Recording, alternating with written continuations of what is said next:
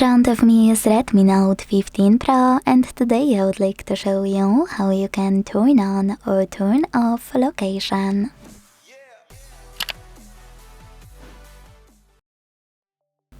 First of all, go into Tab menu. To do that, swipe down from the top right corner of your screen. Then look for location shortcut. If you don't have it, hit edit at the bottom.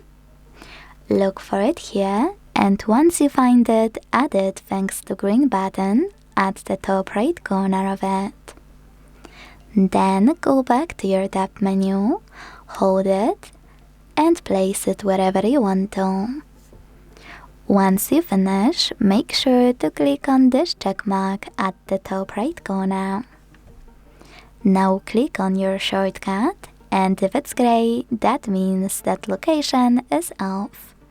To turn it back on, click on the same shortcut until it's blue. If you have a bit more time though, you can also go into settings.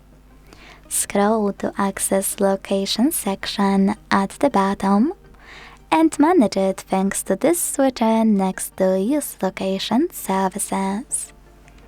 Thanks so much for watching. If you enjoyed this video, don't forget to leave a like, comment and subscribe. Bye!